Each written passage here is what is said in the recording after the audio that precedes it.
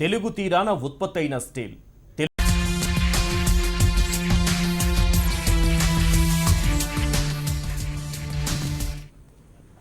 తెలుగు తీరాన ఉత్పత్తైన స్టీల్ తెలుగు ప్రజల ఆశా సౌధమైన అమరావతి నిర్మాణానికి పనికిరాదా? విశాఖ ఉక్కు ఆంధ్రుల హక్కంటూ పోరాడి సాధించుకున్న కంపెనీలో తయారయ్యే ఉక్కు తెలుగు ప్రజల ఉక్కు సంకల్పానికి ప్రతీకగా నిలుస్తోన్న చారిత్రక అమరావతి నగర నిర్మాణానికి రుచించదా? అంతర్జాతీయ మార్కెట్లో సైతం పేరెన్నికగన్న మన స్టీల్ మన వారికే కనిపించదా? ప్రభుత్వమే ప్రభుత్వ రంగ ఉత్పత్తుల పట్ల చూపుతున్న నిర్లక్ష్యాన్ని అంగీకరించగలమా?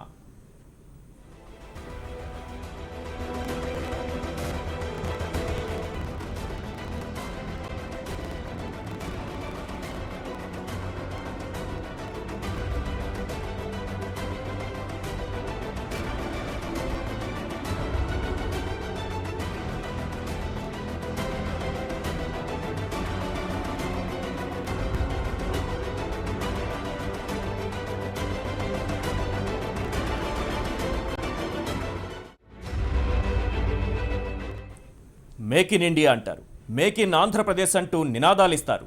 కానీ మేడ్ ఇన్ వైజాగ్ స్టీల్ మాత్రం పనికిరాదా? ఇదెక్కడే అన్యాయం? విశాఖ స్టీల్ పట్ల ఎందుకీ వివక్ష? చైనా కంపెనీల నుంచి కృష్ణా తీరానికి టన్నుల కొద్దీ స్టీల్ వచ్చి పడుతోంది. కానీ మన విశాఖ స్టీల్ ప్లాంట్ ఉత్పత్తి చేస్తున్న ఉక్కును మాత్రం ఖరీదైనది అంటూ కాదంటున్నారు. అందుకే రిజర్వ్ బ్యాంకు మాజీ governor Raghuram Rajan make in India కాదు, మేక్ ఫర్ ఇండియా అన్నారు.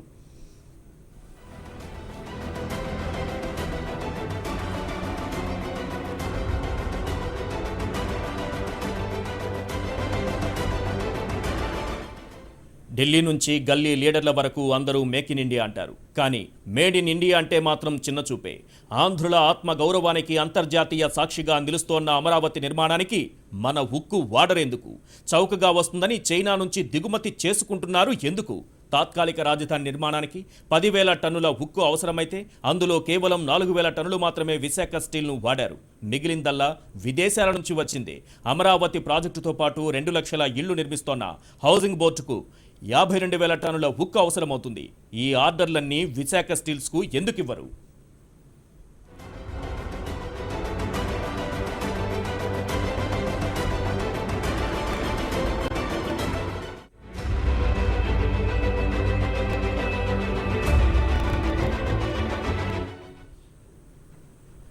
విశాఖ ఉక్కును అమరావతి నిర్మాణంలో వాడాలని ఈ విషయాన్ని సీఎం చంద్రబాబు దృష్టికి తీసుకెళ్తామంటున్న గాజువాక ఎమ్మెల్యే పల్లా శ్రీనివాసరావు ప్రస్తుతం మనకు ఫోన్ లైన్లో అందుబాటులో ఉన్నారు. ఆయన అభిప్రాయాన్ని కూడా తెలుసుకుందాం. శ్రీనివాసరావు గారు, 2 రోజుల క్రితం చర్చ చేపట్టినప్పుడు మీరు అన్నారు విశాఖ స్టీల్ ప్లాంట్ను ఆదుకోవడానికి ప్రభుత్వ పరంగా, రాష్ట్ర ప్రభుత్వ పరంగా ఏం చేయాలో అది చేస్తామని.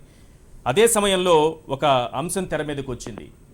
అమరావతి నిర్మాణానికి, రాజధాని నిర్మాణానికి విశాఖ స్టీల్ను వాడితే దీన్ని నష్టాల ఊబిలో నుంచి కొంతవరకు గట్టెక్కించిన వారం అవుతాం. అంతేకాకుండా మనం పోరాడి సాధించుకున్న విశాఖ స్టీల్ను నిలబెట్టుకున్న వారు అవుతాం. ఎంతవరకు వచ్చింది మీ ప్రయత్నం? ఏం చేయబోతున్నారు? నమస్కారం అండి, ఎస్ఎంటీ వారికి నమస్కారం. మంచి టాపిక్ తీసుకున్నారు. మేము మా గాజువాక ప్రజల తరఫున మేము ధన్యవాదాలు తెలియజేస్తున్నాం. ఎందుకంటే స్టీల్ ప్లాంట్ మా ప్రాంతంలో ఉంది, మాకే మొత్తం మా ప్రాంతానికి సంబంధించింది కనుక. ఇది నేను లాస్ట్ మా బడ్జెట్ సెషన్ లో, అంటే మార్చిలో జరిగినటువంటి సెషన్ లో మేము మాట్లాడడం జరిగిందండి. అప్పటికి 250 కోట్ల నష్టంలో ఉంది. విశాఖపట్నం స్టీల్ అంతా కూడా మన అమరావతి నిర్మాణానికి ఉపయోగించాలని చెప్పేటప్పుడు హౌస్ లో అందరూ కూడా చాలా హర్షధ్వానాలు తెలియజేశారు. అయితే ఇప్పుడు మనం ఇది విశ్లేషించుకున్నాం అనుకోండి, లాస్ కారణం అని చెప్పేసి. ఈ లాస్ కి ప్రధానంగా ఏంటంటే, ఇక్కడ మనకి ఒకటి ఎక్స్పాన్షన్ కి వెళ్ళేటప్పుడు 1,300 కోట్ల రూపాయలు, 13,000 కోట్ల రూపాయలు వీళ్ళు ఎక్స్పాన్షన్ పెట్టారండి. సో ఇప్పుడు ఈ ఇంట్రెస్ట్ లో ఓవర్ హెడ్ ఒకటి తీసుకోవాలండి. ఇంకో కారణం ఏంటంటే, మనం ప్లాంట్ ని ఫుల్ ప్లెజ్డ్ కెపాసిటీకి రన్ చేయట్లేదు. ఇంకా అన్ని ప్లాంట్లు అన్ని కూడా సింక్రైజ్ కాలేదు. ఇంకా అంటే 4.3 మిలియన్ టన్స్ ఏదైతే మనం ముందు పెట్టారో దాన్ని ఇప్పుడు 6.3 మిలియన్ టన్స్ తీసుకెళ్ళాం. ఆ ఫుల్ ఇప్పుడు మనం ఎంత ఇన్వెస్ట్ చేసినా సరే 6.3 మిలియన్ టన్స్ ఇంకా మనం రీచ్ కాలేదు. ఎంతకు వచ్చింది? ఆ 3.3 నుంచి 4 మిలియన్ టన్స్ మాత్రమే రీచ్ అవ్వాలి అనమాట. ఇప్పుడు చైనాలో మనకి తక్కువకి ఎందుకు వస్తుంది? ఇక్కడ ఉత్పత్తి వ్యయం పెరుగుతోంది. ఆ విషయాన్ని కూడా మనం ఆలోచించాలి కదా శ్రీనివాస్. ఉత్పత్తి వ్యయం పెరుగుతుంది, ఎందుకంటే ప్లాంట్ ఫుల్ కెపాసిటీకి మనం ఉపయోగించుకోలేకపోతున్నాం. దీనికి ప్రధానంగా మనం చెప్పాలంటే ఎంప్లాయీస్ అందరూ కూడా సమిష్టిగా అక్కడ కృషి చేయాలి. అక్కడ ఇక్కడ ఇంకొక పాయింట్ మనం తీసుకోవాల్సింది ఏంటంటే ప్లాంట్ ని ఫుల్ కెపాసిటీకి మనం తీసుకురావాల్సిన అవసరం ఉంది అన్నమాట. అలాగే మనం లోకల్ మార్కెట్ లో ఉన్నటువంటి డిమాండ్ కూడా మనం తీసుకోవాల్సిన అవసరం ఉంది. ఇందులో శ్రావణ్ కుమార్ గారు చెప్పినట్టుగా మార్కెటింగ్ ఎలా చేయాలి అనేది అదొక పాయింట్ అండి. అది తర్వాత గన్లు అనేది సంబంధించి కూడా మీరు మాట్లాడారు. గన్ను కూడా మనకి ఎన్ఎండిసి సప్లై చేస్తుంది. గన్లు ఆల్రెడీ మనకి రాజస్థాన్ ఇవ్వడం జరిగిందండి. ఇక్కడ ప్లాంట్ కి రాజస్థాన్ లో గన్లు ఇచ్చారు. ఇప్పుడు ఆ క్లియరెన్స్ కోసం వెయిట్ చేస్తున్నారు అనమాట. అయితే నాకు తెలిసిన దగ్గర నుంచి గన్లు ఒక రీజన్, ఒక రీజన్, ఎన్నో కారణాలు ఒక కారణం. కానీ ప్రధానంగా గన్లు లేనప్పుడు కూడా మన ప్లాంట్ లాభాల్లో నడిచింది.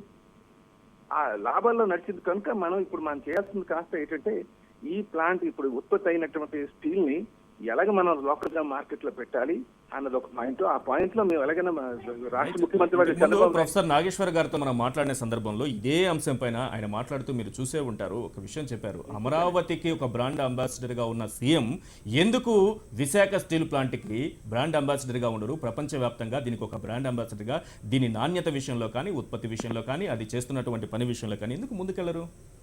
మనం వెళ్దాం సార్, తప్పనిసరిగా. ఇప్పుడు మనం చెప్పినటువంటి ప్రొఫెసర్ గారు చెప్పినటువంటి పాయింట్ మనం దృష్టిలో పెట్టుకుని మనం తీసుకెళ్దాం సార్ తప్పనిసరిగా. కానీ దానికన్నా ముందు మనకు చేయాల్సింది ఏంటంటే చైనాతో కంపేర్ చేసేటప్పుడు బాధ్యతగా మనం చేస్తున్నామా? మన దేశంలో ఈరోజు ప్రైవేటైజేషన్కి వెళ్ళడానికి ప్రొఫెసర్ గారు ఒక పాయింట్ తీశారు. అసలు మనకి వర్క్ కల్చర్ ఉందా? మన ప్రజల్లో బాధ్యతగా 8 hours బాధ్యతగా పని చేయాలనే కల్చర్ ఉందా? ఆ కల్చర్ బేసిక్ గా మనం డెవలప్ చేయలేకపోతున్నాం. చైనాకి మనకి ఇప్పుడు అక్కడ సిపిఎల్ నాయకులు కూడా ఉన్నారు. అంటే చైనా వాళ్ళు బాగా పనిచేస్తున్నారు కాబట్టి ఆ ఉక్కును వాడుతున్నారు. ఇక్కడ విశాఖ స్టీల్ ప్లాంట్ లో పనిచేస్తున్న వాళ్ళు సరిగా పని చేయట్లేదు కాబట్టి దీన్ని వాడటం లేదంటారా? పనికి దీనికి ఏంటి లింక్ ఏంటి నాకు అర్థం కావట్లేదు శ్రీనివాసరావు గారు. కాదు సార్, నేను పని చేయట్లేదు అంటలేదు. నేను ఏదంటానంటే ఫుల్ ప్లాంట్ ఫుల్ కెపాసిటీకి వెళ్ళాలి.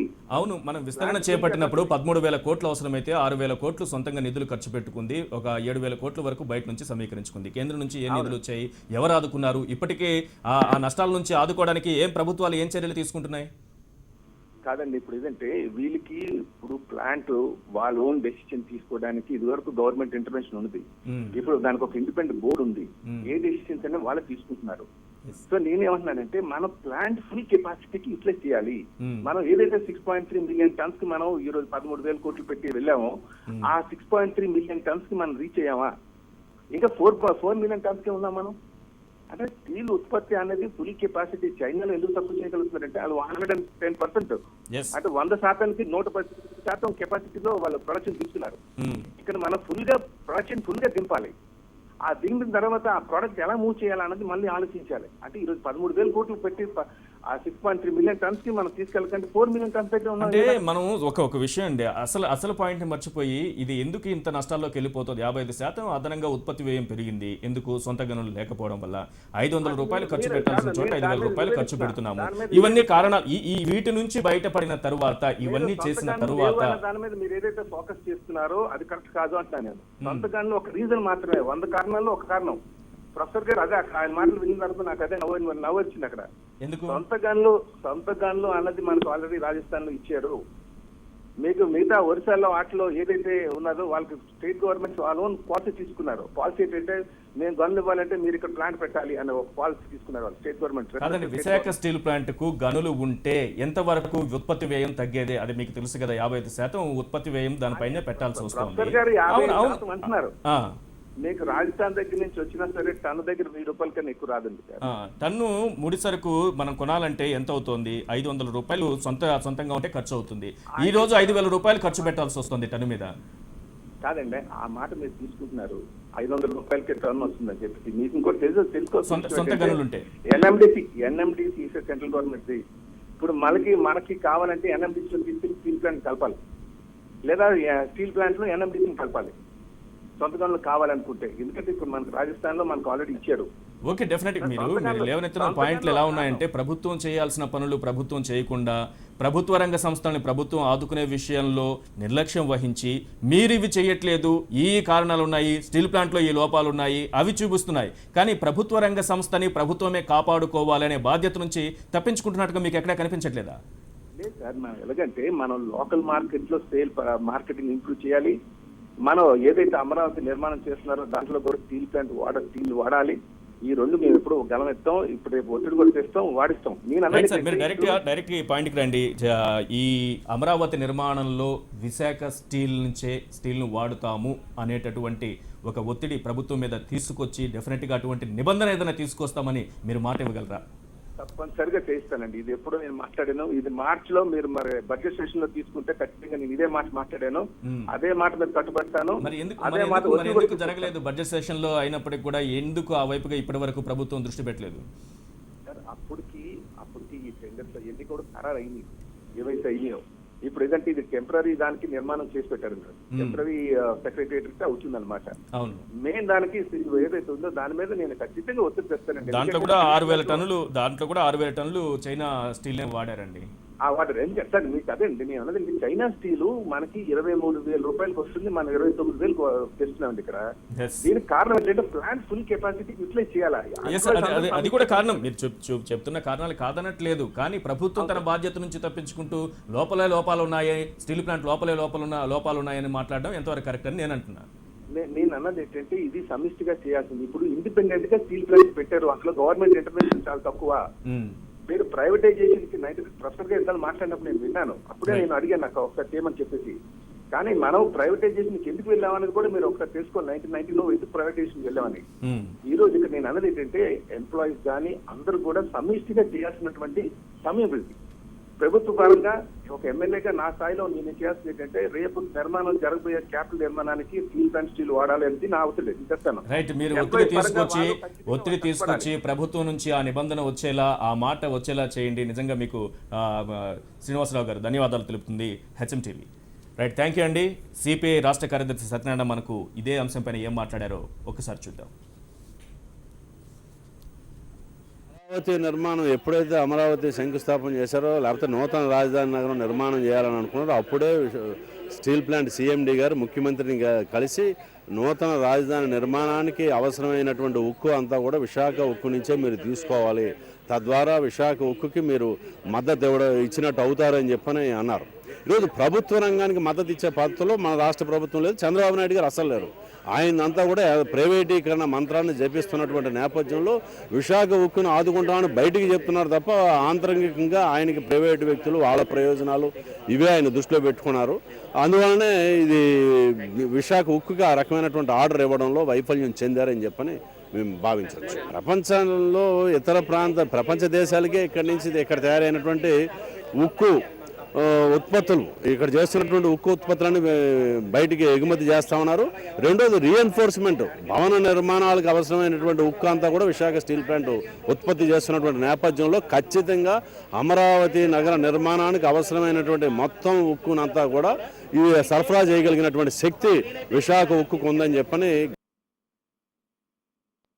HM TV editor in chief professor K Nageswar గారు మనకు ఫోన్ లైన్లో అందుబాటులో ఉన్నారు. నాగేశ్వర్ గారు సార్, ఇక్కడ పల్లా శ్రీనివాసరావు గారు ఒక మాట మాట్లాడుతూ సొంత గనులు లేకపోవడం ఒకటే కారణం కాదు, ఇది హెచ్ఎం టీవీ మాత్రమే చెప్తోంది ఈ మాట అన్నట్టుగా నాకు నవ్వొస్తోంది. 55% అదనంగా ఖర్చు చేయాల్సి వస్తుందని మీ లెక్కలు చెప్తే ఎలా సరిపోతుంది?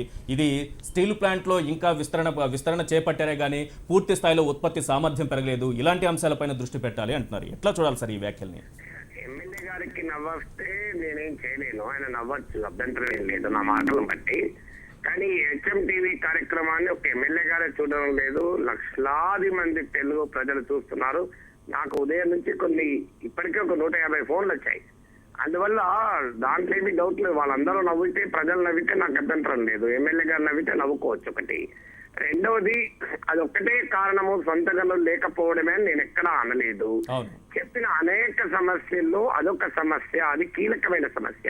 ఇప్పుడు ఎమ్మెల్యే గారు లెక్క చెప్పారు. చైనా స్టీల్ 23,000 ఉంది, విశాఖ స్టీల్ 29,000 ఉంది అని చెప్పారు. నేను ఒక లెక్క చెప్తున్నాను సార్, మీరు చెప్పింది నిజమే, కానీ ఒక టన్ను ఐరన్ ఓర్ కొనాలి అంటే టాటా జిందాల్ లాంటి వారికి, ప్రైవేట్ కంపెనీలకు ప్రభుత్వమే సొంత మైన్స్ ఇవ్వడం వల్ల వాళ్ళు 500 రూపాయలకే ప్రొడ్యూస్ చేయగలుగుతున్నారు. విశాఖ స్టీల్ ప్లాంట్ ఈ రోజు కూడా 4,000 నుంచి 5,000 రూపాయలు ప్రొడ్యూస్ చేస్తున్నారు. ఇవి హెచ్ఎం టీవీ సేకరించిన కాకిలెక్కలు కాదు, నాగేశ్వర్ చెప్తున్న దొంగ లెక్కలు కాదు. ఇది విశాఖ స్టీల్ ప్లాంట్ అధికారుల వద్ద నుంచే తీసుకున్న లెక్కలు, ఇవి నా లెక్కలు కాదు. మరి ఆ కాకి లెక్కలు ఎవరైనా చెప్తే అధికారులనే అడగాలి. ఇది కాదని ఎమ్మెల్యే గారిని చెప్పమనండి, అభ్యంతరం లేదు ఈ లెక్కలు. అలాంటప్పుడు ఏమవుతుంది, ఈ లెక్కన 500 ఖర్చు పెట్టే కానీ 5,000 ఖర్చు పెడుతున్నారు. మీరు విశాఖ స్టీల్ ప్లాంట్ కు సొంత గదులు కేటాయించండి. 29,000 కాదు, ఆటోమేటిక్ గా 20,000 18,000 ఉత్పత్తి చేస్తుంది. చైనా స్టీల్ కన్నా చీప్ గా ప్రొడక్షన్ చేయగలుగుతుంది. ఆ పని చేయండి అని అంటున్నా. దీంట్లో తప్పేముంది, నవ్వచ్చేది ఏముందో నాకు అర్థం కాదు. ఒకటి. 2, ఎన్ఎండిసికి మైన్స్ ఉన్నాయి, అది కూడా ప్రభుత్వానికే డబ్బులు కదా అంటున్నారు. ఎన్ఎండిసికి ఉండాల్సిన మైన్స్ వల్ల మీరు టాటాలకు, జిందాలకు, మిట్టలకు కూడా ఇచ్చేస్తున్నారే, మరి అక్కడికి ఎందుకు ఇస్తున్నారు? అవన్నీ కూడా ఎన్ఎండిసి వద్దే పెట్టుకొని వాళ్ళను కూడా మిట్టల్, టాటా, జిందాల్ లేదా విదేశీ కంపెనీలను కూడా ఎన్ఎండిసి దగ్గర 500 కొనుక్కోమని చెప్పమండి. దీనికి మేము సిద్ధము.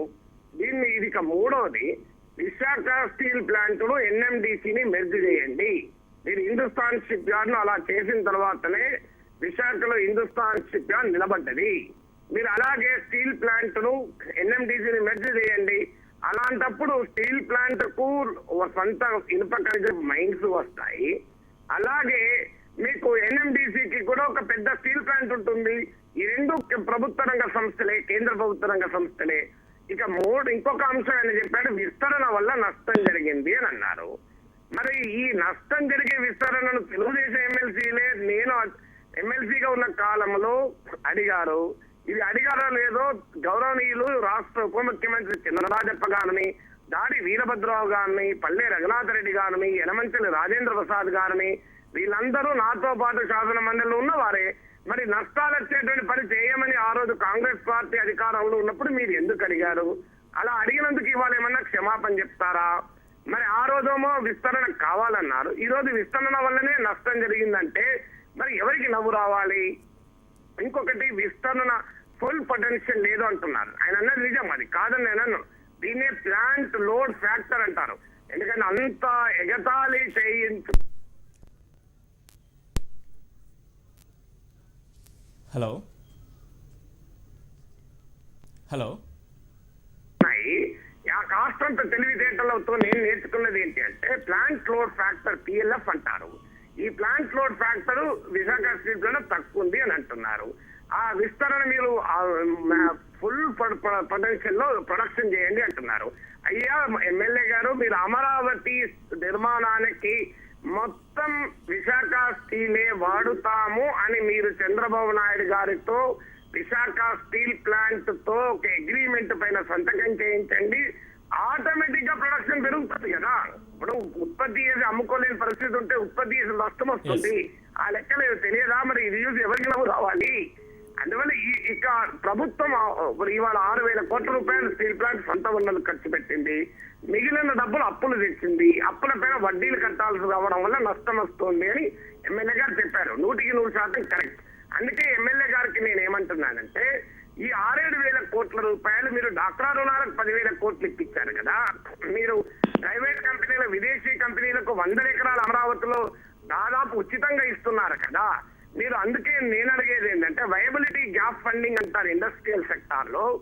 ఈ వయబిలిటీ గ్యాప్ ఫండింగ్ కింద ఈ 6,000 కోట్ల రూపాయలు మీరు రాష్ట్ర బడ్జెట్ నుంచి విశాఖ స్టీల్ ప్లాంట్ కు 1 టైం గ్రాంట్ ఇప్పివ్వండి. కాదు అంటే ఇంకో ప్రపోజల్ కూడా చెప్తున్నాను. దీన్ని కేంద్ర ప్రభుత్వం ద్వారా నిధులు ఇప్పించి అప్పు రూపంలో కాకుండా ఈక్విటీ రూపంలో మార్చండి. గతంలో జరిగింది ఇది కొత్త కాదు. 20 ఏళ్ల క్రితం విశాఖ స్టీల్ ప్లాంట్ కి ఇలాగే నష్టాలు వస్తే కేంద్ర ప్రభుత్వం తన అప్పుల్ని ఈక్విటీగా మార్చింది. అప్పులు ఈక్విటీగా మార్చండి. ఇవన్నీ సలహాలు చెప్తున్నాం. ఇవి మేము చెప్పినవి తప్పైతే ఇవి తప్పు ఎలాగో ప్రజలకు చెప్పండి. రైట్ ఏదో మీరే చెప్పండి. కానీ నవ్వడం వల్ల మాత్రం ప్రయోజనం లేదు. ప్రజలకు ప్రయోజనం లేదు, మీకు లేదు, ఎక్కడ మీది కూడా లేదు. ఎస్ సార్, ఇదే సమయంలో ఆయన చేసిన ఇంకో కామెంట్ ఆశ్చర్యం కలిగిస్తోంది. పనితీరు అనే దాన్ని ఒకటి ప్రశ్నించారు. అసలు మన విశాఖ స్టీల్ ప్లాంట్ లో కార్మికుల పనితీరు ఎలా ఉంది? విశాఖ స్టీల్ ప్లాంట్ లో ఉన్న 30,000 ఉద్యోగులకు కూడా ఎమ్మెల్యే గారికి ఓటేశారు. ఎమ్మెల్యే గారు విశాఖ స్టీల్ ప్లాంట్ లో ప్రచారానికి పోయినప్పుడు, ప్రియమైన స్టీల్ ప్లాంట్ కార్మికులారా, మీరు అసమర్థులు, మీకు పని రాదు, మీరు పని చేయలేరు, మీరు సోమరిపోతులు, చూడండి చైనా కంపెనీల నుంచి నేర్చుకోండి అని ఎమ్మెల్యే గారు చెప్పారా? చెప్పి ఓట్లు వేయించుకున్నారా? ఒకవేళ ఆయన ఇప్పుడైనా చెప్తారా? లేదంటే ఒక 1 రోజుల్లో నేనే విశాఖ స్టీల్ ప్లాంట్ వస్తాను, విశాఖ స్టీల్ ప్లాంట్ కార్మికుల సమావేశం పెట్టి ఎమ్మెల్యే గారు మీ ప్రజాప్రతినిధి చెప్తున్నారయ్యా, మీకు పనిచే సాధనైతే లేదట, మీరు ఎందుకు ఇట్లా అసమర్థులుగా సోమరిపోతులుగా ఉన్నారు? తెలుగు ప్రజల అందమైన భవిష్యత్తు కోసం కష్టపడండి, పనిచేయండి అని నేనే పిలిపిస్తాను. నాతో పాటు రమ్మనండి, చెప్తాను. విశాఖ కార్మికులారా, మీ ఎమ్మెల్యే చెప్తున్నాడు, మీ పాతకాలంలో మీరు పని చేయలేని వాళ్ళు, మీరు అసమర్థులు, మీరు సోమరిపోతులు అని చెప్తున్నారు ఎమ్మెల్యే గారు. మీరు ఇది అంగీకరిస్తే మార్చుకోండి, నాకేం అభ్యంతరం అండి. రైట్ అండి, థ్యాంక్ యూ సార్. మీ విశ్లేషణ అందించినందుకు. మీ విశ్లేషణను అలాగే మీ అభిప్రాయాన్ని పల్లా శ్రీనివాసరావు గారు కూడా చూస్తుంటారని అనుకుంటున్నాం. ఇదే అంశం పైన స్పందిస్తారని ప్రయత్నం చేసింది హెచ్ఎంటీవీ. కొందరు మంత్రులకు కాల్ చేయడం జరిగింది. మంత్రి ప్రత్తిపాటి పుల్లారావు కానీ, నారాయణ, అలాగే పల్లె రఘునాథ్ రెడ్డి, గంటా శ్రీనివాసరావుకి వీళ్ళెవరూ కూడా స్పందించలేదు. కొంతమంది ఫోన్లు రింగ్ అవుతున్నాయి కానీ ఫోన్లు లిఫ్ట్ చేయలేదు, కొంతమంది ఫోన్లు పని చేయలేదు. నష్టాల్లో కష్టాల్లో ఉన్న మన విశాఖ ఉక్కును నిలబెట్టాల్సిన బాధ్యత మన ప్రభుత్వాలపైనే ఉంది. అమరావతి నిర్మాణానికి విశాఖ స్టీల్నే వాడాలి, సొంత గనులు కేటాయించాలి, ప్రైవేటు సంస్థలకు ఇచ్చినట్టు రాయితీలు ఇవ్వాలి, విపత్తు సంభవించినప్పుడు ఆలస్యం చేయకుండా నష్టపరిహారం చెల్లించాలి. ఇలా చేస్తే విశాఖ ఉక్కు ఆంధ్రుల హక్కంటూ సాధించుకున్న మన పరిశ్రమను నిలబెట్టుకోగలం. ప్రజలారా మేల్కొందాం, నాయకులను నిలదీద్దాం. ఆంధ్రుల ఆత్మ గౌరవానికి అంతర్జాతీయ సాక్షిగా నిలుస్తోన్న అమరావతి నిర్మాణానికి మన స్టీల్నే ఎత్తుదాం రండి. విశాఖ ఉక్కు ఆంధ్రుల హక్కంటూ పోరాడి సాధించుకున్న కంపెనీలో తయారయ్యే ఉక్కు తెలుగు ప్రజల ఉక్కు సంకల్పానికి ప్రతీకగా నిలుస్తున్న చారిత్రక అమరావతి నగర నిర్మాణానికి రుచించదా? అంతర్జాతీయ మార్కెట్లో సైతం పేరెన్నికగన్న మన స్టీల్ మన వారికే కనిపించదా? ప్రభుత్వమే ప్రభుత్వ రంగ ఉత్పత్తుల పట్ల చూపుతున్న నిర్లక్ష్యాన్ని అంగీకరించగలమా?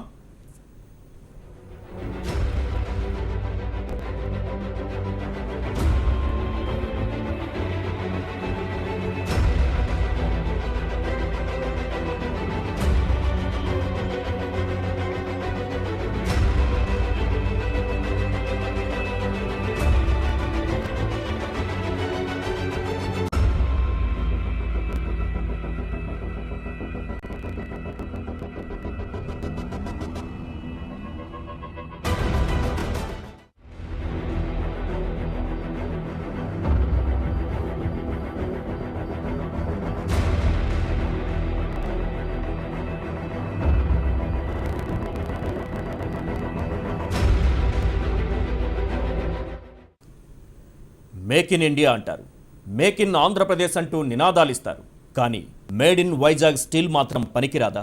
ఇదెక్కడే అన్యాయం? విశాఖ స్టీల్ పట్ల ఎందుకీ వివక్ష? చైనా కంపెనీల నుంచి కృష్ణా తీరానికి టన్నుల కొద్దీ స్టీల్ వచ్చి పడుతోంది. కానీ మన విశాఖ స్టీల్ ప్లాంట్ ఉత్పత్తి చేస్తున్న ఉక్కును మాత్రం ఖరీదైనది అంటూ కాదంటున్నారు. అందుకే రిజర్వ్ బ్యాంకు మాజీ governor Raghuram Rajan make in India కాదు, మేక్ ఫర్ ఇండియా అన్నారు.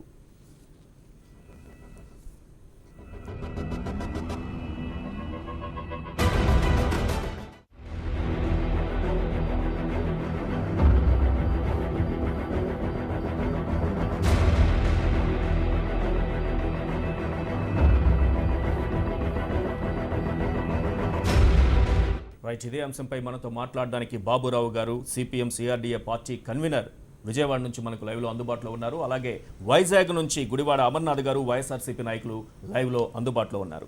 బాబురావు గారు, విశాఖ ఉక్కు ఆంధ్రుల హక్కంటూ పోరాడి సాధించుకున్న స్టీల్ ప్లాంట్ ఈరోజు నష్టాల్లో 1400 కోట్ల నష్టాల్లో ఉంది. అమరావతిలో రాజధాని నిర్మాణం జరుగుతోంది.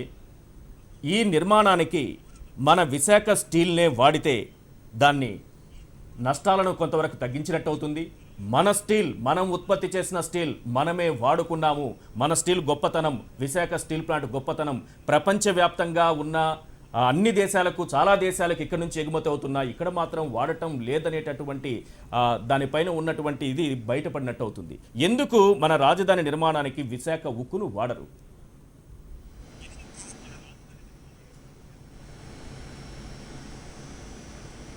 తప్పనిసరిగా ఈ అంశం చాలా ముఖ్యమైనది, చాలా కీలకమైనది. హెచ్ఎంటీవీ దీని మీద చర్చలు లేవనెత్తడం కూడా చాలా సంతోషం.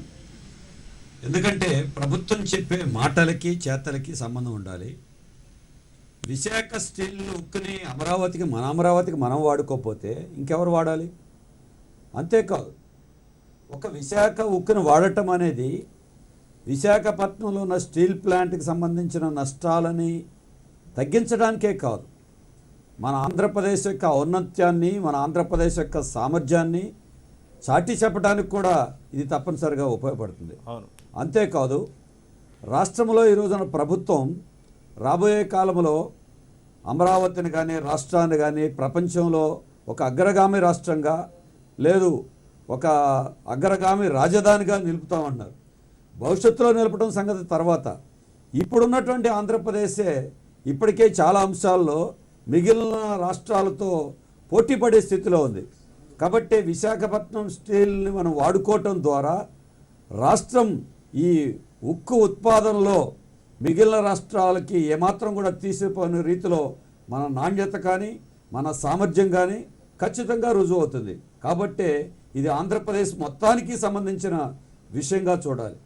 మరొక వైపున కొత్తగా పరిశ్రమలు పెడతాం, ఉపాధి కల్పన కల్పిస్తాం. కాబట్టి మీరు విదేశీ కంపెనీలు రండి, స్వదేశీ కార్పొరేట్ కంపెనీలు రండి, మీకు రాయితీలు ఇస్తాం, భూములు ఇస్తామని చెప్తున్నారు. భవిష్యత్తులో ఎవరికో ఉపాధి కోసం భూములు ఇవ్వటం సంగతి కాదు. ఇప్పటికి ఉన్నటువంటి ఉపాధిని కాపాడటానికి కూడా ఈ విశాఖపట్నం స్టీల్ ప్లాంట్కి అన్ని విధాలా చేయూతనివ్వాల్సినటువంటి బాధ్యత ప్రభుత్వాల మీద ఉంటుంది. కాబట్టే ఉపాధితో ముడిపడినటువంటిది ఒక్క విశాఖే కాదు, రాష్ట్రం నలుమూలల నుండి విశాఖపట్నం ఉక్కు ఫ్యాక్టరీలో పనిచేస్తున్నారు. అలాగే దీనికి అనుబంధంగా అనేక పరిశ్రమలు ఉన్నాయి. వీటన్నిటితో కూడా ఉపాధితో ముడిపడి ఉంది. కాబట్టి ఆంధ్రప్రదేశ్లో ఉన్నటువంటి ఉపాధిని నిలబెట్టడానికి, ఉపాధిని పెంచడానికి కూడా ఇది ఉపయోగపడుతుంది. రాష్ట్రంలో జరుగుతున్నటువంటి ఒక ముఖ్యమైన నిర్మాణంగా మరి ఇది ఒక అమరావతి రాష్ట్ర రాజధాని. ఈ రాజధాని వలన వచ్చేటువంటి ప్రయోజనాల్ని రాష్ట్రంలో ఉన్న ప్రజలందరి కోసం ఈ రాజధాని నిర్మాణం జరుగుతోంది. భవిష్యత్తులో ప్రయోజనాలు రావటం సంగతి సరే, ఇప్పుడు రాజధాని నిర్మాణం ద్వారా కూడా రాష్ట్రంలో అన్ని ప్రాంతాలు అన్ని వర్గాల ప్రజలకి, స్థానికంగా ఉన్నవారికి రాష్ట్రంలో ఉన్న ప్రజలకి మేలు జరగాలంటే ఖచ్చితంగా ఇటువంటి విశాఖ ఉక్కుని అమరావతి నిర్మాణంలో బాబురావు గారు ప్రభుత్వ నిర్మాణాల్లో వినియోగించడమే కాదు, ఒకవైపు మనమేమో మేక్ ఇన్ ఇండియా అంటూ నినాదాలు ఇస్తాము, మన విశాఖ స్టీల్ మాత్రం అంతర్జాతీయ స్థాయిలో ప్రపంచ స్థాయి నిర్మాణం జరుగుతుందని చెప్తున్నటువంటి అమరావతి నిర్మాణానికి మాత్రం మన స్టీల్ను వాడం.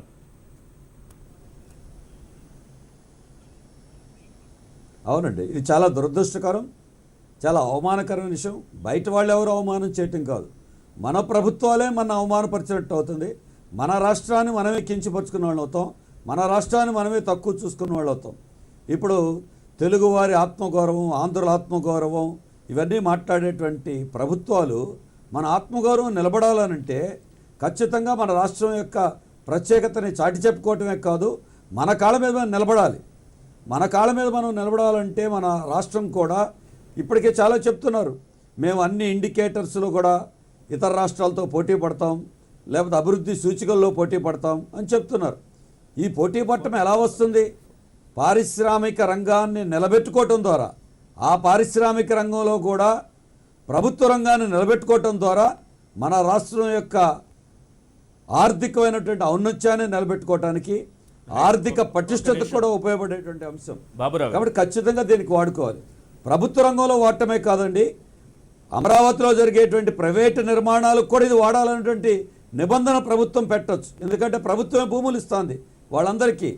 కాబట్టి ప్రభుత్వం వాళ్ళ మీద ఖచ్చితంగా ఇదేమి ఒక షరతుగా కూడా పెట్టి ప్రభుత్వ ప్రైవేట్ రంగాలన్నింటిలో కూడా వినియోగించుకోవాల్సిన బాధ్యత, అటువంటి ఆదేశాలు ఒక షరతుగా ఒక నిబంధనగా దీన్ని తీసుకొని అమరావతి స్టీల్నే వాడాల్సినటువంటి అమరావతికి విశాఖ స్టీల్నే వాడాల్సినటువంటి అవసరం కనిపిస్తోంది. గాజువాక ఎమ్మెల్యే పల్లా శ్రీనివాసరావు గారు ఏం మాట్లాడారో ఇదే అంశంపైన మొన్న అంటే 2 రోజుల క్రితం ఇదే విషయాన్ని స్టార్ట్ చేసినప్పుడు పల్లా శ్రీనివాసరావు గారు మనతో మాట్లాడుతూ డెఫినెట్గా ఈ అంశాన్ని సీఎం దృష్టికి తీసుకెళ్తారన్నారు. మరి వారు ఏం చెబుతారో మరొకసారి చూద్దాం.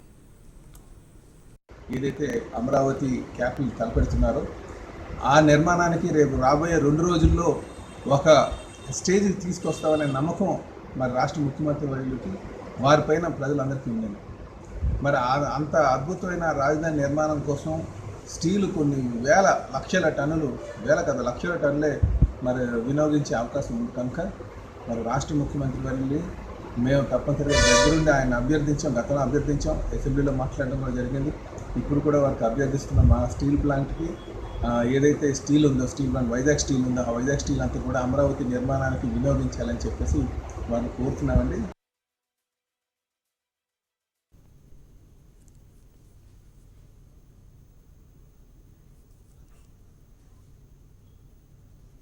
రైట్, గుడివాడ అమర్నాథ్ గారితో మనం మాట్లాడదాం. అమర్నాథ్ గారు, ఇబ్బడి ముబ్బడిగా చైనా స్టీల్ అమరావతికి వచ్చి చేరిపోతోంది.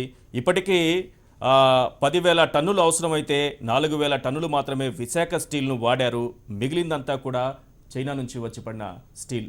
ఎట్లా చూడాలి ఈ అంశాన్ని? ప్రభుత్వం పైన ఏ రకంగా ఒత్తిడి తీసుకురావాలి? ఈరోజు హెచ్ఎంటీవీ విశాఖ స్టీల్ నష్టాల ఊబిలో ఉంది, దాన్ని గట్టెక్కించడానికి మనం ఏదైతే పోరాడి సాధించుకున్నామో దాన్ని నిలబెట్టుకోవడానికి ఒక ప్రయత్నం చేస్తోంది. ఆ ప్రయత్నంలో భాగంగానే అమరావతి నిర్మాణానికి, రాజధాని నిర్మాణానికి కూడా విశాఖ స్టీల్నే వాడాలి అనేటటువంటి ఒక ఖచ్చితమైన నినాదంతో ముందుకెళ్తోంది. మంచి కార్యక్రమం తీసుకున్నందుకు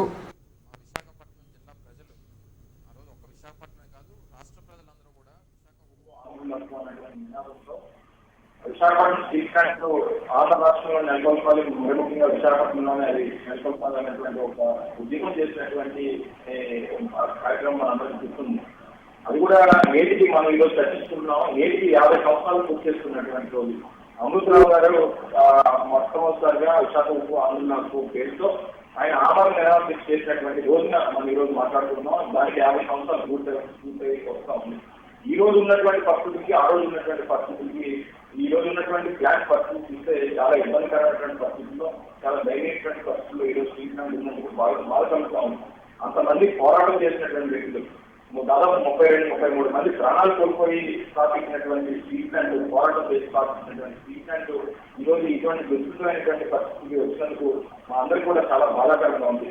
ఈరోజు విశాఖపట్నం స్టీల్ ప్లాంట్ సంబంధించి స్టీల్ వాడకం అమరావతిలో పెట్టాలని మొదటి నుంచి ఏ రోజైతే స్టీల్ ప్లాంట్ డిమాండ్ హుదూద్ తుఫాన్ ఏ రోజైతే వచ్చిందో, హుదూద్ తుఫాన్ తర్వాత జరిగినటువంటి దాదాపు 1,000-1,300 కోట్ల రూపాయలు నష్టం జరిగిన దగ్గర నుంచి కూడా ఆ రోజు కూడా ప్రధానంగా వైఎస్ఆర్ కాంగ్రెస్ పార్టీ నేను కూడా డిమాండ్ చేస్తాం. అమరావతి నిర్మాణంలో విశాఖపట్నం స్టీల్ ప్లాంట్ సంబంధించినటువంటి స్టీల్ వాడాలని డిమాండ్ చేశాం. ఒక పక్క ప్రధానమంత్రి గారు, ఒకవైపు ముఖ్యమంత్రి గారు మేక్ ఇన్ ఇండియా అని చెప్పారంటూ మేడ్ ఇన్ చైనా వస్తువులు తీసుకొచ్చి ఈ రోజు రాష్ట్రంలో. రైట్, అమర్నాథ్ గారు ఒక్క నిమిషం లైవ్ లో ఉండండి. మీరు తాడికొండ ఎమ్మెల్యే శ్రవణ్ కుమార్ మనకు ఫోన్ లైన్ లో అందుబాటులోకి వచ్చారు. శ్రవణ్ కుమార్ గారు, 16,000 కోట్ల రూపాయల లాభాల్లో నడిచిన ఒకప్పుడు విశాఖ స్టీల్ ఈరోజు 1,400 కోట్ల నష్టాల్లో కూరుకుపోయింది. దీన్ని ఆదుకోవాల్సిన బాధ్యత, దీన్ని నిలబెట్టాల్సిన బాధ్యత అందరిపైన ఉంది, ప్రభుత్వం పైన మరీ ముఖ్యంగా ఉంది. అంతర్జాతీయ స్థాయి ప్రమాణాలతో నిర్మిస్తున్న అమరావతి నిర్మాణానికి విశాఖ స్టీల్నే వాడాలి అనే నినాదాన్ని ఇప్పుడు హెచ్ఎంటీవీ తీసుకొచ్చింది. ఎట్లా రియాక్ట్ అవుతారు? సీఎం దృష్టికి దీన్ని తీసుకెళ్లాల్సిన అవసరం ఉంది. దీనిపైన ప్రభుత్వం ఏ రకంగా రియాక్ట్ అవుతుంది? Thank you. ముఖ్యంగా అసలు స్టీల్ ప్లాంట్ నష్టాలకి కారణాలను ఎనాలిసిస్ చేయాలి ఫస్ట్. ఎస్ అండి. మొట్టమొదటిది నాకు తెలిసిన ఇన్ఫర్మేషన్ కానీ, నాకు అవగాహన ఉన్న మేరకు కానీ, మైనింగ్ ఏదైతే ఉందో రా మెటీరియల్ వాళ్ళు ప్రొక్యూర్ చేస్తున్నది ఎక్కడి నుంచి. నెంబర్ 1 నాకు తెలిసిన ఇన్ఫర్మేషన్ ఎన్ఎండిసి వాళ్ళే రా మెటీరియల్ వాళ్ళు అందజేస్తా ఉన్నారు. సో ఈ responsibility of central government also there for supplying of raw material. రెండోది ఏంటంటే స్టీల్ ప్లాంట్ మీరు ఒక 1.5 year 2 years బ్యాక్ అగ్రెసివ్ గా ఎక్స్పాన్షన్ కి వెళ్ళింది. 1,300 కోట్ల రూపాయలు, 13,000 కోట్ల రూపాయలు, నాకు 100,000 గుర్తులేదు కానీ, బట్ 12,000 కోట్ల రూపాయలు అవసరమైతే అందులో 6,000 కోట్లు దాదాపుగా స్టీల్ ప్లాంటే సమకూర్చుకుందండి. సొంత నిధులు ఖర్చు పెట్టుకుంది. మిగతాదంతా కూడా బయట నుంచి తెచ్చుకుని సమీకరించుకున్న నిధులు. ఆ అమౌంట్ పర్టికులర్ 1,000 కోట్లే నాకు గుర్తుంది. బట్ ఇంటర్నల్ రిసోర్సెస్ మొబిలైజ్ చేసుకుని ఎక్స్పాన్షన్ కి వెళ్ళారు. ఆ ఎక్స్పాన్షన్ వల్ల ఏమవుతుందంటే by and large with in the resources కనుక అదొక యాంగిల్. మూడోది ఏమంటే వీళ్ళు సౌత్ ఇండియాలో ఐరన్ స్టీల్ ని సప్లైలో నెంబర్ 1 గా ఉండేది ఒకప్పుడు. కాంపిటీటర్స్ విపరీతంగా వచ్చారు. ఆ కాంపిటీటర్స్ లో జేఎస్డబ్ల్యూ కానీ లేకపోతే ఇతర అంశాలు. బై అండ్ లార్జ్ నాకున్న మార్కెట్ మీద అవగాహన మేరకు, నాకు తెలిసిన పెద్దలు చెప్పిన మేరకు అసలు స్టీల్ మార్కెటే ఆల్ ప్లాంట్స్ లాసెస్ లో ఉన్నాయి. ఒకటి సెయిల్ దగ్గర నుంచి ఇంక్లూడింగ్ ఇంక్లూడింగ్ మార్కెటింగ్ లో అగ్రెసివ్ గా ఉన్న స్టీల్ ప్లాంట్ విశాఖ స్టీల్ ప్లాంట్లు నష్టాల్లోకి వెళ్ళేటటువంటి అవకాశమే లేదండి. అది 20 ఏళ్లకు ముందు నుంచి వాడుతున్నటువంటి అడ్వాన్స్డ్ టెక్నాలజీతో రూపొందించబడింది. అన్ని స్టీల్ ప్లాంట్లు నష్టాల్లోకి వెళ్ళిన తరువాత చివరిగా వెళ్లాల్సినటువంటి పరిస్థితి ఉంది దానికి. ఇక్కడ మీరు చెప్తున్నట్టు చాలా పాయింట్స్ కరెక్ట్. ఒకటి సొంత గనులు లేకపోవడం ఒకటైతే, రెండోది విస్తరణ సమయంలో దానికి నిధులు కేటాయించకపోతే సొంత నిధుల్ని ఖర్చు పెట్టుకోవాల్సినటువంటి పరిస్థితి వచ్చింది. రెండోది విపత్తులు సంభవించినప్పుడు దానికి దాదాపు 1000 కోట్ల నష్టం వాటిడింది హుదూద్ వల్ల. ఆ 1000 కోట్ల నష్టంలో ఇప్పటి వరకు చిల్లి గవ్వరాలేదు. క్లెయిమ్ చేసుకుంటే కేవలం 140 కోట్లు వచ్చింది. 418 కోట్లు నష్టం అనేసి ఇన్సూరెన్స్ కు చూపిస్తే కేవలం 140 కోట్లు మాత్రమే వచ్చింది.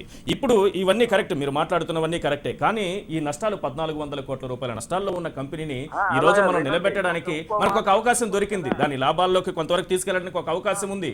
మన స్టీల్ గొప్పతనం చెప్పడానికి అవకాశం ఉంది. సో ఇప్పుడు ఏం చేయాలంటారు? ప్రభుత్వం ముందు ఈ ప్రశ్న ఉంది. బాగుంది. మీరు ఇంకో పాయింట్ కూడా నేను చెప్పేది వినాలి కదా. అగ్రెసివ్ గా మార్కెటింగ్ కి వెళ్ళాలి. అవును, స్టీల్ ప్లాంట్ మార్కెటింగ్ వింగ్ చాలా వీక్ గా ఉంది. మార్కెటింగ్ కి వెళ్లాల్సిన ఆవశ్యకత ఉంది, సౌత్ ఇండియాలో కానీ లేకపోతే ఇంటర్నల్ కానీ. మీరు చెప్తున్నది ఒకే పాయింట్, అమరావతికి స్టీల్ వాడాలనేది. అది నేను కూడా అడుగుతాను, ముఖ్యమంత్రి గారి దృష్టికి తీసుకెళ్తాను. కానీ వేరియస్ ఇష్యూస్ మనం ఇప్పుడు మనం తీసుకున్న నినాదం ఇది ఒకటి. అంటే నష్టాల నుంచి గట్టెక్కించడానికి ఉన్న అనేక మార్గాల్లో ఇది ఒక మార్గం. దీన్ని ఒకటి తీసుకున్నాం మనం. అంతేకాకుండా మన స్టీల్ గొప్పతనం ప్రపంచ స్థాయిలో తెలిసేటటువంటి అవకాశం ఉంటుంది. ఇండియాలో మార్కెటింగ్ తక్కువ, దీనికి ఇండియాలో మార్కెటింగ్ తక్కువ, విదేశాలకే ఎగుమతులు ఎక్కువ జరుగుతున్నాయి. ఒక నిమిషం వినండి. మన స్టీల్ గొప్పదే, కానీ ఆల్ ఆస్పెక్ట్స్ లో మన స్టీల్ ఇప్పుడు షీట్స్ ప్రొడ్యూస్ చేయలేదు. ఇట్లా కొన్నిటిని మనం ప్రొడ్యూస్ చేయలేము. అదే కొత్త కంపెనీలు ఏదైతే జేఎస్డబ్ల్యూ కానీ లేకపోతే ఇతర పాత ఏమన్నాయి, అవి కొన్ని డిఫరెంట్ వెరైటీస్ ప్రొడ్యూస్ చేస్తాం. స్టీల్ అంటే ఓన్లీ రాడ్లు లేకపోతే బార్లు ఇవే కాదు కదా, ఇంకా వేరియస్ ఇష్యూస్ మార్కెటింగ్ లో కొత్త అంశాలు వచ్చినప్పుడు వాటిని కూడా ప్రొడ్యూస్ చేయగలిగేలా ఉండాలి. అల్టిమేట్ గా ఫైనల్ గా నేను చెప్పేది ఏంటంటే, ఆ స్టీల్ ప్లాంట్ కి సంబంధించిన వాళ్ళు ఎవరైనా సరే మార్కెటింగ్, నేను నా స్థాయికి కానీ నేను చెప్పేది, ఆ మార్కెటింగ్ అగ్రెసివ్ గా ఉన్నప్పుడు ఆ మార్కెటింగ్ పీపుల్ ఎవరైనా వస్తే ముఖ్యమంత్రి గారి దగ్గరికి నేను వాళ్ళని కల్పిస్తాను. వాడాల్సిన ఆవశ్యకత అమరావతికి, వైజాగ్ స్టీల్ మన రాష్ట్ర స్టీల్ కాబట్టి వాడాల్సిన ఆవశ్యకత ఉంది. కుదిరితే తప్పకుండా ముఖ్యమంత్రి గారికి ప్రయారిటీ లిస్ట్ లో పెట్టించాలి దీన్ని. రైట్, ఒక్క నిమిషం మీరు లైన్లోనే ఉండండి. మీతో బాబురావు గారు మాట్లాడతారు. సిపిఎం నాయకులు, సిఆర్డీఏ పార్టీ కన్వీనర్గా ఉన్నారు ఆయన. బాబురావు గారు. శ్రవణ్ కుమార్ గారు నమస్తే, నేను బాబురావు అండి. ఇవాళ మీరు ఏదైతే మార్కెటింగ్ అని చెప్తున్నారో, అమరావతికి విశాఖ ఉక్కును ఉపయోగించడం ద్వారా రాష్ట్ర ప్రభుత్వమే విశాఖ ప్లాంట్ని, విశాఖ స్టీల్ని మార్కెటింగ్ చేయడానికి ఉపయోగపడుతుంది. ఎందుకంటే అమరావతిలో ఇన్ని వేల టన్నుల స్టీల్ని వాడటానికి ప్రభుత్వం నిర్ణయం తీసుకుందంటే ఇది అమరావతికి వాడేదాన్ని జాతీయంగానే కాదండి, అంతర్జాతీయంగా కూడా వాళ్ళ ప్రాముఖ్యత ఇచ్చింది. కాబట్టి ఆ రకంగా మార్కెటింగ్ కూడా జరుగుతుంది. కాబట్టి మార్కెటింగ్ వాళ్ళు అంతర్గతంగా చేయటం ఒక భాగం అయితే, ప్రభుత్వం దాన్ని చేయొచ్చు. ముఖ్యమంత్రి గారు ప్రభుత్వం మార్కెటింగ్ చేస్తే ఇంకా చాలా ఎక్కువ ఉపయోగం జరుగుతుంది. కాంపిటేటివ్ వరల్డ్ లో మనం అటువంటి పద్ధతిలో కూడా చొరవ తీసుకుని కాంపిటేటివ్ వరల్డ్ లో మార్కెటింగ్ ఖచ్చితంగానండి కాంపిటేటివ్ వరల్డ్ లో ఉంది కాబట్టి నిజమే. ఆ కాంపిటేటివ్ దాంట్లో వాళ్ళు మార్కెటింగ్ అగ్రెసివ్ గా చేయడానికి ప్రభుత్వ అండదండలు కూడా ఉంటే ఇంకా బాగా చేయడానికి అవకాశం ఉంటుంది. మీరు ముఖ్యమంత్రి గారి దృష్టికి తీసుకొచ్చి మీరు, ఎందుకంటే అమరావతి రాజధాని సంబంధించారు. ఎస్ సార్, శ్రవణ్ కుమార్ గారు, మరొక విషయం మీరు అంటున్నట్టు మార్కెట్ విషయంలో కూడా నాణ్యతలో ఎక్కడ దీని లోపాన్ని మనం గుర్తించలేమండి. మంచి నాణ్యతతో తయారవుతున్న స్టీల్ ఇక్కడ. సో అమరావతి నిర్మాణానికి దీన్ని వాడితే, రాజధాని నిర్మాణానికి దీన్ని వాడితే 2 రకాలుగా ప్రయోజనం ఉంటుంది సార్. వాడటంలో అసలు ఎలాంటి అభ్యంతరం లేదు. కానీ మీకు ఎక్కడ వస్తుందంటే అంతే క్వాలిటీ కలిగిన చైన్ కానీ, అంతే క్వాలిటీ కలిగిన 1 or 2 ప్లాంట్స్ కానీ ఏవైతే ఉన్నాయో వాటి నుంచి అయినా కాంపిటీషన్ వస్తుంది కదా. అందుకే మన రాష్ట్రంలో ఉంది, మనం పోరాడి సాధించుకున్నటువంటి విశాఖ స్టీల్ ప్లాంట్ ఇది నష్టాల్లో ఉంది. దీని వైపు ఎందుకు దృష్టి పెట్టాలనేది. అంతర్జాతీయంగా చాలా కంపెనీలు ఉంటాయి, డెఫినెట్ గా ఉంటాయి. కాదు, ఇప్పుడు ఆ మార్కెటింగ్ సైడ్ ఏదైతే ఉంటాయో ఆ మార్కెటింగ్ టెక్నిక్స్ అన్ని మన స్టీల్ ప్లాంట్ కూడా అనుసరించాల్సిన ఆవశ్యకత ఉంది. అది నేను చెప్పాను. రైట్ అండి, థ్యాంక్ యూ అండి. రైట్, ఇదే అంశంపైన విశ్లేషణ అందించడానికి HMTV editor in chief professor K Nageswara గారు మనకు రైట్.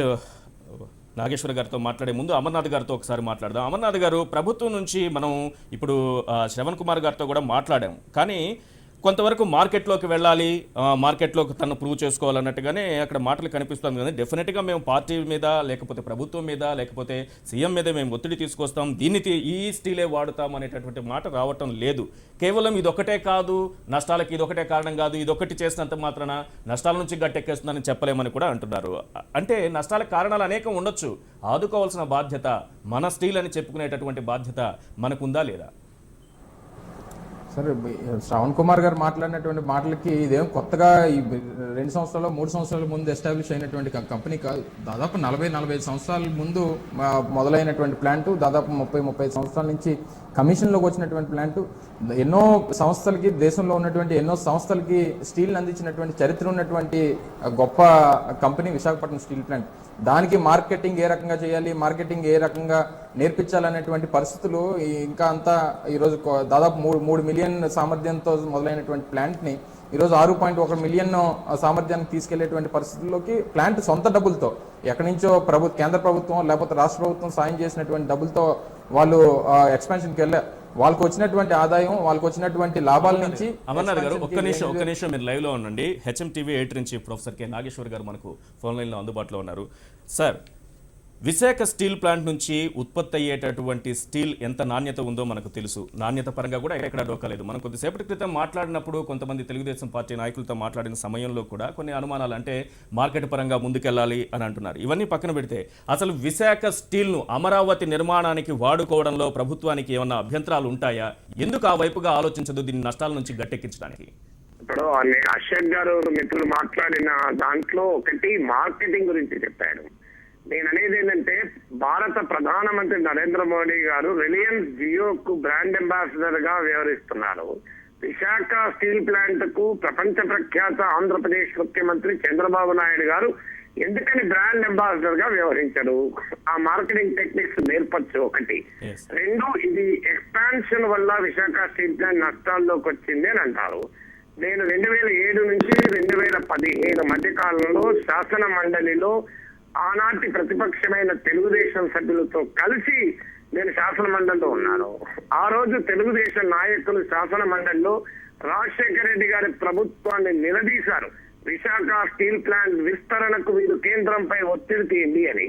మరి ఆ రోజు విస్తరణకు ఒత్తిడి తీయండి అంటే నష్టాల్లోకి విశాఖ ప్లాంట్ నెట్టడానికే తెలుగుదేశం ఎమ్మెల్సీలు అడిగారా? ఇది నిజమా కాదా? మీరు దారి వీరభద్రరావుని అడగండి, యలమంచల రాజేంద్ర ప్రసాద్ని అడగండి, పల్లె రఘునాథ్ రెడ్డి గారు అడగండి, వీళ్ళంతా నాతో పాటు, లేదా చిన్నరాజప్ప గారిని అడగండి, వీళ్ళంతా నాతో పాటు శాసన మండలిలో పనిచేసిన వాళ్ళే.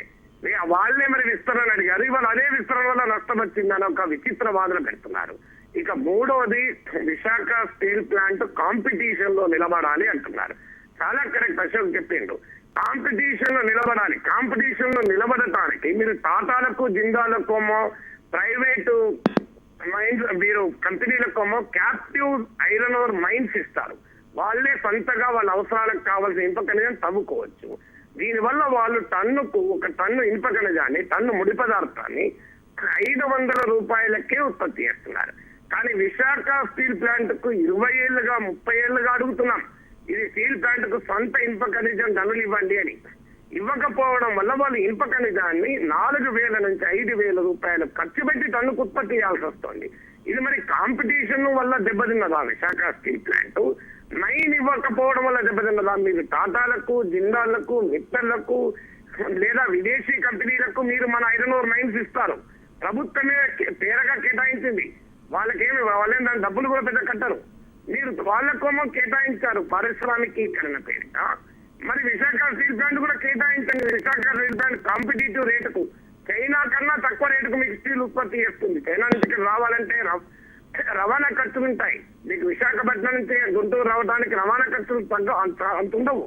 అందువల్ల డెఫినెట్ గా విశాఖ స్టీల్ ప్లాంట్ ఇస్తుంది. మీరు ఇవాళ విశాఖ స్టీల్ ప్లాంట్ ఉత్పత్తి చేస్తే 100 రూపాయల స్టీల్ లో 55 రూపాయలు ముడి పదార్థానికే ఖర్చు పెట్టాల్సి వస్తుంది. 55% ఇది రా మెటీరియల్ కాస్ట్. మీరు ఏ ఇండస్ట్రీ ప్రతినిధిని అడగండి, రా మెటీరియల్ కాస్ట్ 55% ఉంటే ఏ ఇండస్ట్రీ అయినా ఎలా కాంపిటేటివ్ బాగుంటుంది. నాకు అశోక్ గారిని అడగమనండి, ఇంతవరకు విశాఖ స్టీల్ ప్లాంట్ కు సొంత మైన్స్ ఇవ్వండి అని అశోక్ గజపతి రాజు కేంద్ర కేబినెట్ లో అడిగారా? ఆంధ్రప్రదేశ్ శాసనసభ తీర్మానం చేసి కేంద్రానికి పంపిందా? నరేంద్ర మోడీ గారికి చంద్రబాబు నాయుడు గారు ఉత్తరం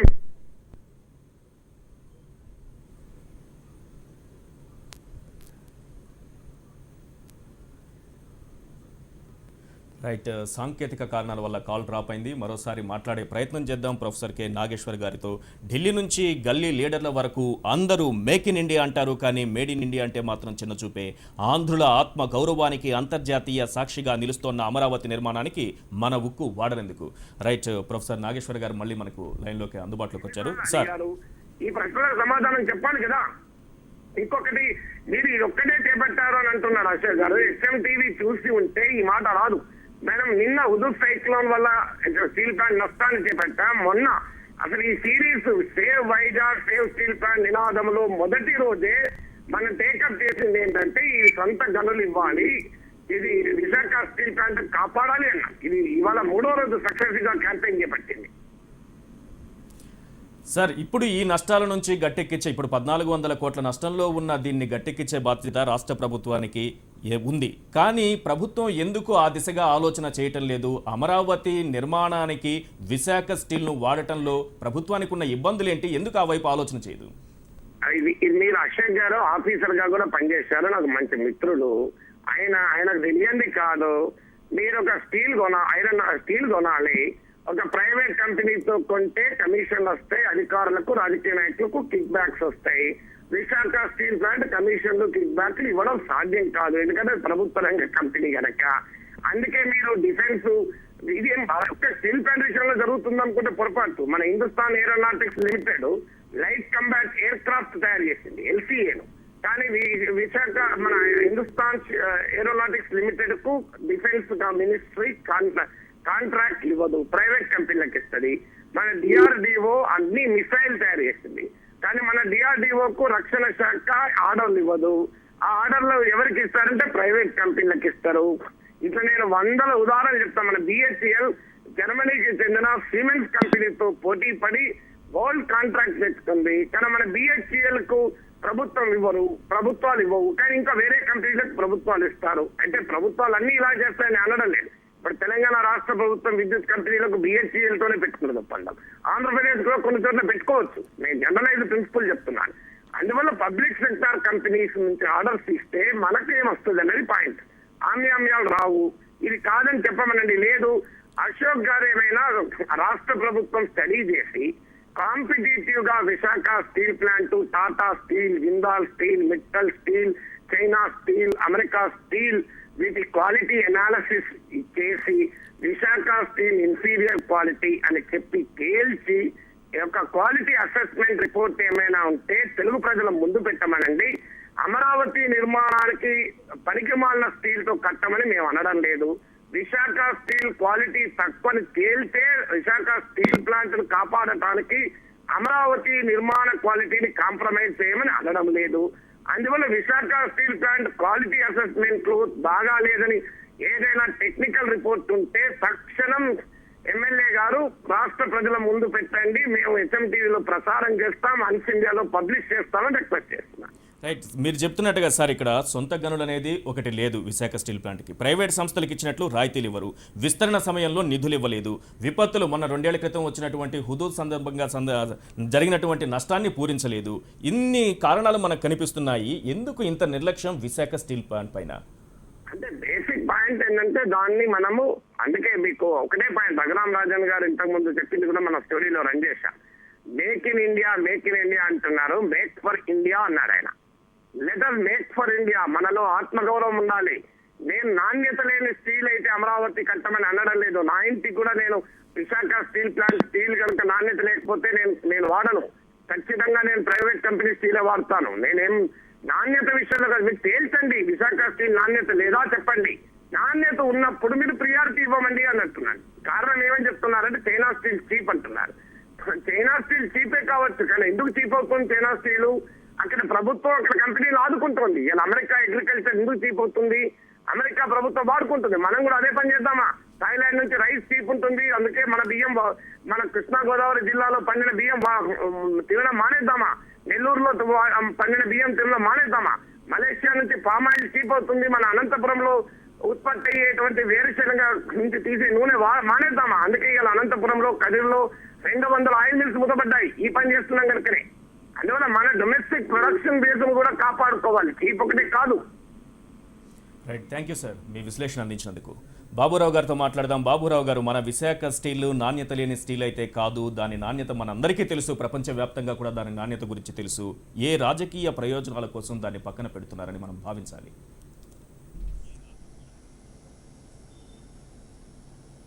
అంటే ప్రభుత్వ రంగాలని ఉన్నదాన్ని నెమ్మదిగా దెబ్బతీయటానికి ప్రభుత్వాలే పూనుకుంటున్నాయి. కార్పొరేట్ కంపెనీలను ప్రోత్సహించాలనే ఉద్దేశంతోనే ప్రభుత్వ రంగాలని, అటు కేంద్రం అవచ్చు రాష్ట్రం అవచ్చు, ఇవాళ ఉన్న ప్రధాన పార్టీలు కూడా అదే రకమైనటువంటి వైఖరి తీసుకున్నాయి.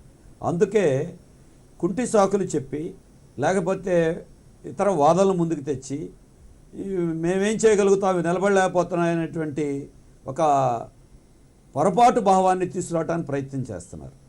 కాబట్టి వీటిని నిలబెట్టాల్సిన బాధ్యత ప్రభుత్వం మీదే ఉంటుంది. ఇప్పుడు మీరు రాజధాని నిర్మాణానికి సింగపూర్ కంపెనీలకి తక్కువ రేటుకి భూమి ఇవ్వడానికి సిద్ధపడుతున్నారు. దేనికోసం? వాళ్ళ స్విస్ ఛాలెంజ్ మీద హైకోర్టులో కూడా విచారణ జరుగుతూ ఉంది.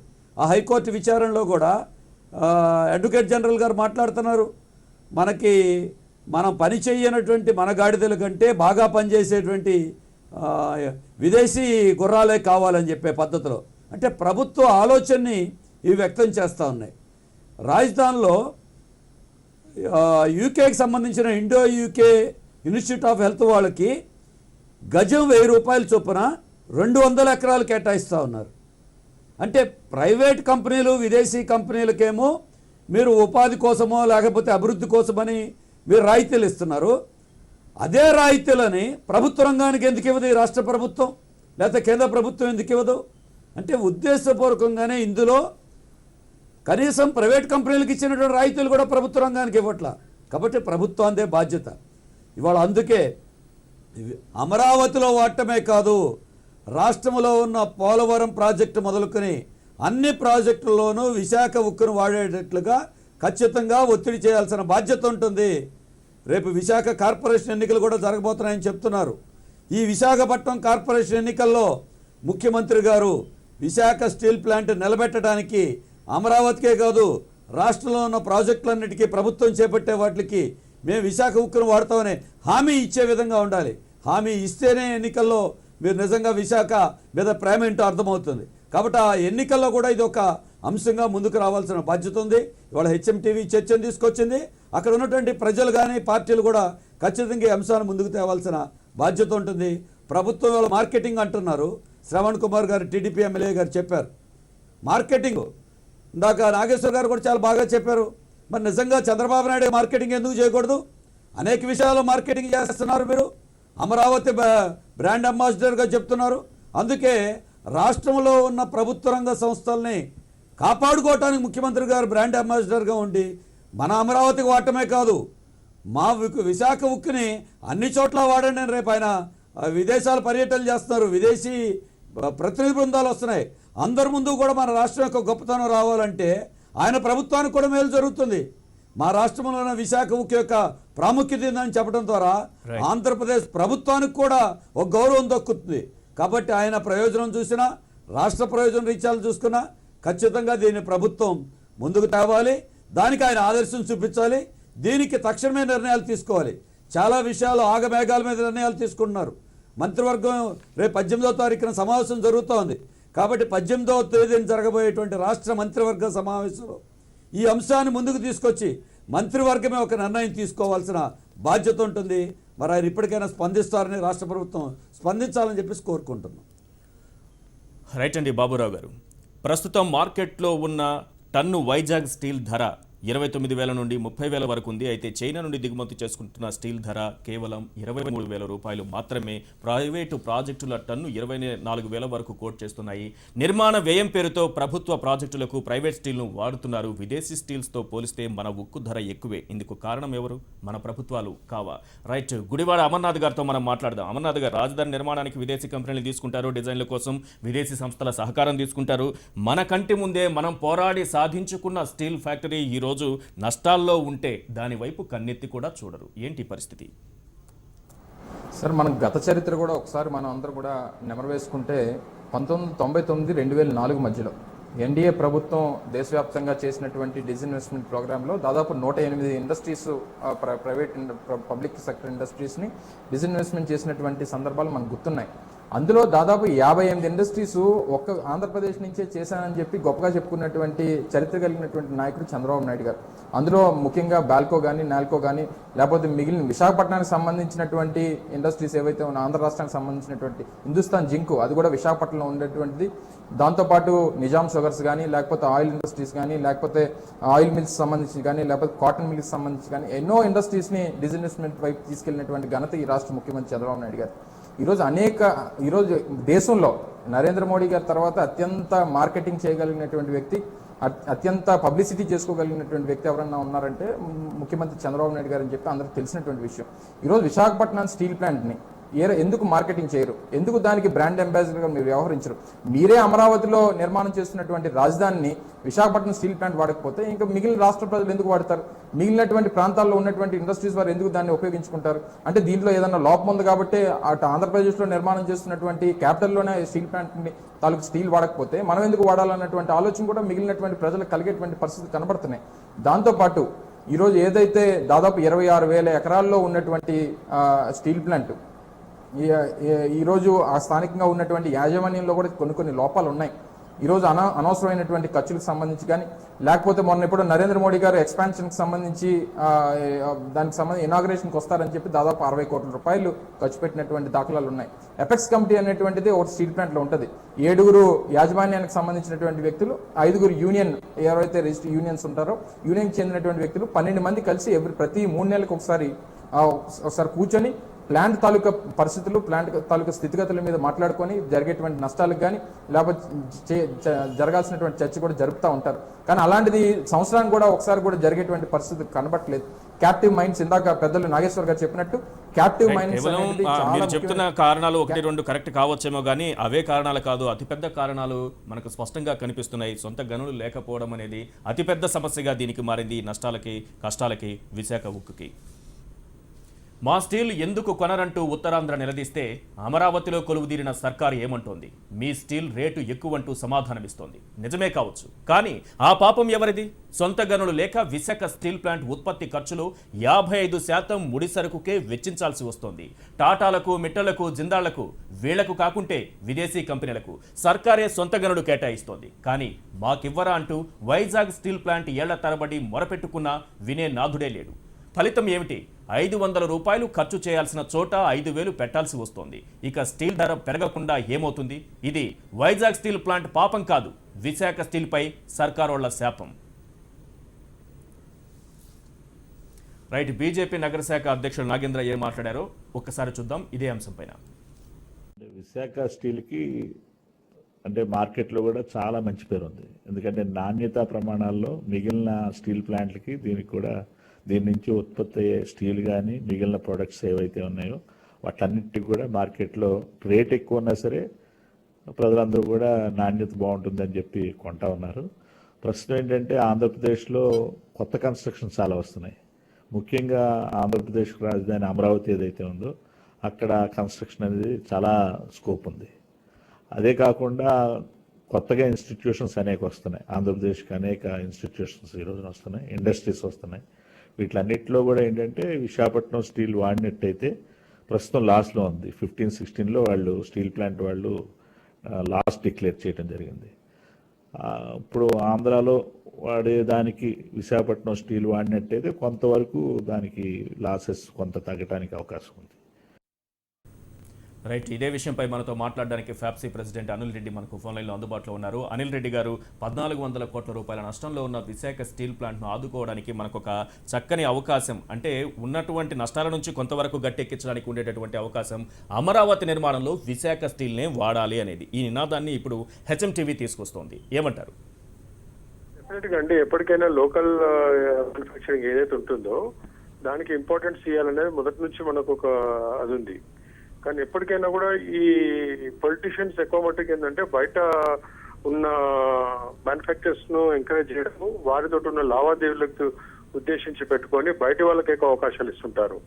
దీని మీద లోకల్ పొలిటీషియన్స్ దీన్ని కొంచెం దృష్టి పెట్టి ఈసారి ఈ అమరావతి కన్స్ట్రక్షన్ లో డెఫినెట్ గా లోకల్ ఇండస్ట్రీస్ కు అవకాశం ఇచ్చినట్టయితే విశాఖ స్టీల్ కానివ్వండి, ఇంకా వేరే ఇండస్ట్రీస్ చాలా మట్టుకు ఉన్నాయి స్మాల్ స్కేల్ సెక్టర్ లో, అవన్నీ గ్రో అయ్యే అవకాశం ఉంటుంది. ప్రైసింగ్ లో కూడా ఆటోమేటిక్ గా వీళ్ళందరూ కాంపిటేటివ్ ఉంటారు, క్వాలిటీలో కూడా చాలా క్లియర్ గా ఉంటుంది ఐఎస్ఐ మార్క్ ప్రకారంగా.